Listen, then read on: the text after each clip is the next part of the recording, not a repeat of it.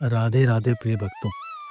आज हम भगवत गीता अध्याय 2 श्लोक 45 की विस्तृत व्याख्या समझते हैं। वेद मुख्यतः 3 गुणों सत्व, रजस और तमस से संबंधित है। हे अर्जुन, तुम इन तीनों गुणों से ऊपर उठो, द्वंद्वों से मुक्त हो जाओ, नित्य सत्य गुणों में स्थिर रहो। योग जो नहीं मिला उसे पाने की चिंता और क्षेम जो मिल गया उससे बचाने की चिंता से मुक्त होकर आत्म स्वरूप में स्थिर रहो। भगवान श्री कृष्ण यहाँ अर्जुन को यह शिक्षा दे रहे हैं कि जीवन में केवल वेदों में वर्णित कर्म कांडों और भौतिक सुखों तक ही सीमित रहना उचित नहीं है। मनुष्य को चाहिए कि वह त्रिगुणों सत्व, रजस और तमस से ऊपर उठकर आत्मज्ञान प्राप्त करे। त्रिगुणों का प्रभाव इस प्रकार है। सत्व गुण शुद्धता, ज्ञान और सात्विक कर्मों की ओर प्रवृत्ति।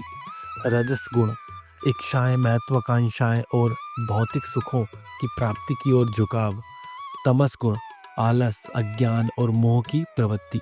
भगवान श्री कृष्ण अर्जुन को यह समझा रहे हैं कि वेदों में जो बातें कही गई हैं वे अधिकतर इन्हीं त्रिगुणों से संबंधित है, लेकिन मनुष्य का लक्ष्य इन त्रिगुणों से ऊपर उठना और आध्यात्मिक उन्नति प्राप्त करना होना चाहिए। निर्द्वंदों का अर्थ सुख, दुख, लाभ, हानि, मान अपमान जैसी द्वंद्वात्मक स्थितियों से ऊपर उठना है। जीवन में सुख दुख आते जाते रहेंगे, लेकिन हमें इनसे विचलित नहीं होना चाहिए। आध्यात्मिक उन्नति के लिए मानसिक स्थिरता बहुत आवश्यक है। हमें सात्विक जीवन शैली अपनानी चाहिए। सत्य, शांति और संतोष को अपने जीवन का आधार बनाना चाहिए। मन को शुद्ध और आत्मा को परमात्मा से के प्रति समर्पित रखना चाहिए।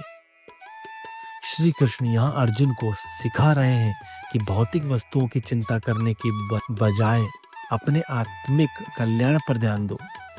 श्री कृष्ण का संदेश यह कहता है, भगवान अपने भक्तों की आवश्यकताओं का ध्यान स्वयं रखते हैं। इसलिए मनुष्य को भगवान में पूर्ण श्रद्धा रखनी चाहिए और योग क्षेम की चिंता छोड़कर निष्काम भाव से कर्म करना चाहिए।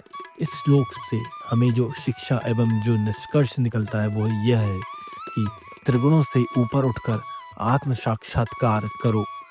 सुख दुख, लाभ हानि के द्वंद्वों से मुक्त रहो। भौतिक इच्छाओं और मोह माया को त्याग कर आध्यात्मिक शांति प्राप्त करो। भगवान पर पूर्ण विश्वास रखो, वे हमारे योग क्षेम की रक्षा करेंगे।